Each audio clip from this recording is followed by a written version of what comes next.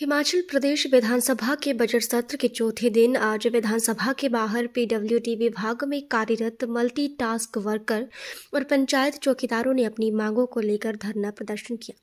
PWD विभाग multi task worker union के अध्यक्ष शेर सिंह ने बताया कि पीडब्ल्यूडी विभाग में 4,832 मल्टी टास्क वर्कर कार्यरत हैं जो हर परिस्थिति में कार्य कर रहे हैं। 5,000 की नौकरी में परिवार चलाना मुश्किल है। उन्होंने कहा कि एक तो कम सैलरी, दूसरा समय पर ना मिलना उनके लिए परेशानी का सबब बना हुआ है। मंत्री विधायक 1 महीने तक 5,000 में गुजारा करके बताएं, फिर उनकी पीड़ा मालूम होगी। उन्होंने कहा कि वो हर सत्र में सरकार के समक्ष आवाज़ उठा रहे हैं, लेकिन आज तक कोई भी ठोस नीति नहीं बनाई गई। जी, मैं शेर सिंह, मैं PWD multi task worker union state अध्यक्ष हूँ और हम सरकार के समक्ष आज अपनी मांगों को लेकर आए हैं। यहाँ पर हमारे 12 के 12 डिस्ट्रिक्ट से लोग साथी आए हुए हैं। बहुत कोई हज़ारों किलोमीटर से आए, कोई 500 किलोमीटर दूर से आए। आप सबको पता है ये चीज़, ये पहली बार नहीं हो रहा कि हम फर्स्ट टाइम बता रहे हैं सरकार को कि हम किस सैलरी पर या किस दिहाड़ी पर काम कर रहे हैं। हमें सिर्फ जो हमें 150 रुपये दिहाड़ी पर रखा गया था जब हम 2022 में हमारी भर्ती की गई थी। उसके बाद 2, 2.5, 3 साल के बाद हम कंटिन्यू आते रहे, लेकिन हमें आश्वासन मिलता रहा कि हर बार आपको हम देंगे आप बजट सत्र में मिलते रहे, लेकिन हर बार हमें खाली हाथ लौटना पड़ रहा था।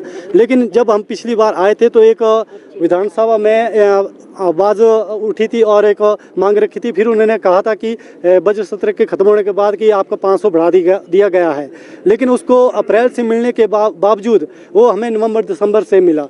लेकिन जो हमारे पास 5-6 महीने का बीच में गैप था उसका हमें 1 रुपये भी नहीं मिला।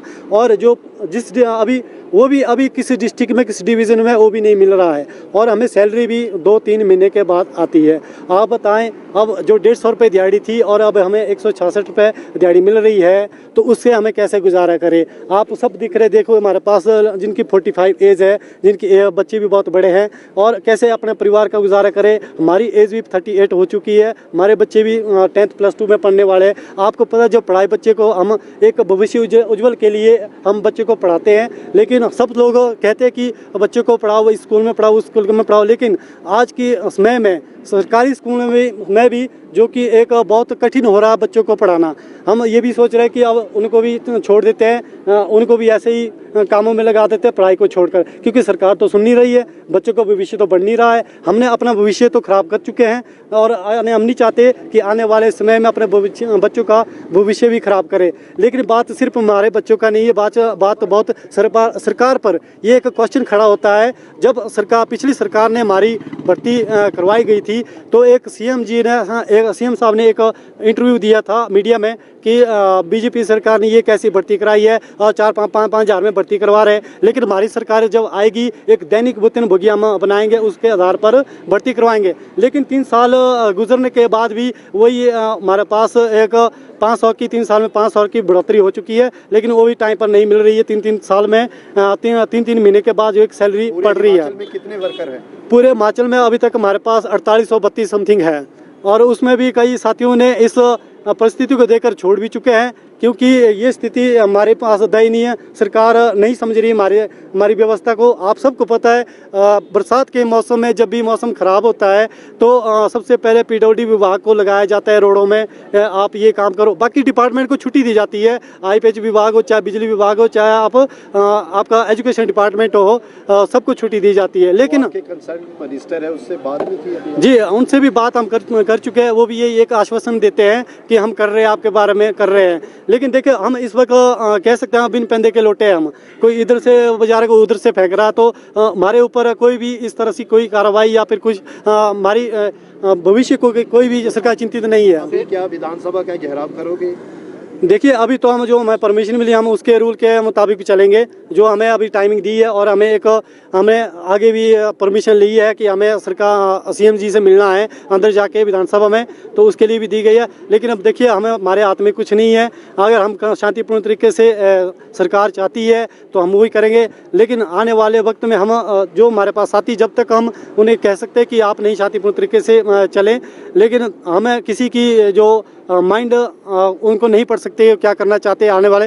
लेकिन जब तक मैं एक स्टेट अध्यक्ष होने के नाते मैं एक सरकार से भी एक अनुरोध करना चाहता हूँ, सरकार हमारी बातों को ध्यानपूर्वक सुने और हमारी स्थिति को सुने और हमारी पारिवारिक स्थिति को देखे कि 5,000 से क्या परिवार चल सकता है। अगर आपको लगता है कि 5,000 से सर आप चला सकते हैं परिवार को, तो एक दिन 1 मंथ आप जितने भी आपके विधानसभा MLA है, मंत्रिमंडल के साथी है, आप उन्हें 5,000 में 1 महीना दे के रखें और हमें जो है अपनी सैलरी दे के रखें कि हम कितना चला सकते हैं आप और हम कितना चलाएंगे 1 मंथ के लिए। सैलरी ही आपकी डिमांड है या और भी कोई दिक्कतें हैं जो आपको पेश आ रही नहीं, देखिए सैलरी तो हमारे पास डिमांड नहीं है, लेकिन हम ये चाहते हैं हमारे भविष्य को एक सुरक्षित करें, उसके लिए एक स्थायी नीति पॉलिसी बनाएं और हमें 3 साल होने के बावजूद चौथी जब फिर हमें डेली वेज दैनिक वेतन भोगी बनाया जाए।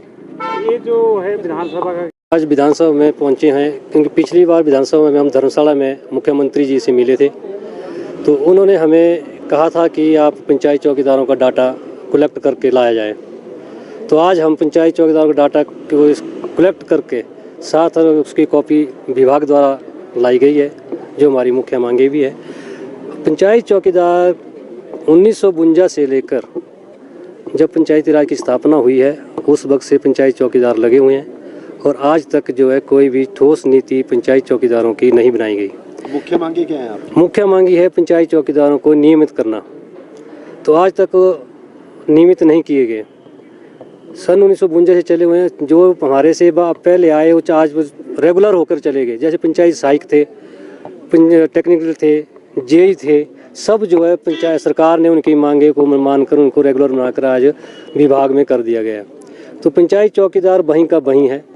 अब जाकर 2022 में 30 साल लोगों की चौकीदारों की सर्विस जो है हो चुकी है, तब जाकर पीछे सरकार ने हमें डेली पेड किया। तो उसके बाद अब जो हमारे 12 साल पूरे होने के उपरांत जो है पंचायत चौकीदारों को रेगुलर डेली पेड होना है, लेकिन उसके ऊपर सरकार द्वारा पाबंदी लगाई गई।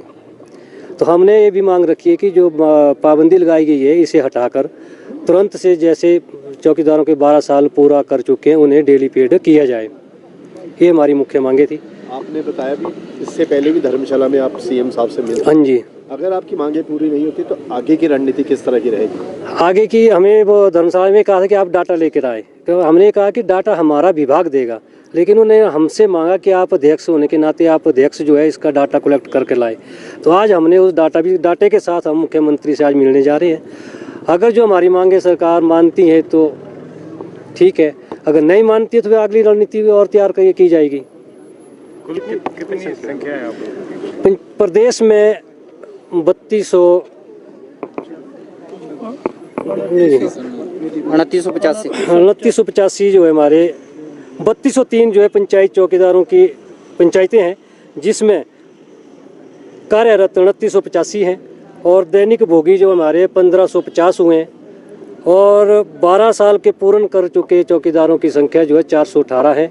1017 चौकीदार जो बच रहे हैं वो अंशकालीन के पद पर हैं। तो हमारी यही मांग है कि जो 12 साल वाले का जो बैन लगाया गया है उसे तुरंत जल्द से जल्द सरकार उन्हें डेली पेड किया जाए।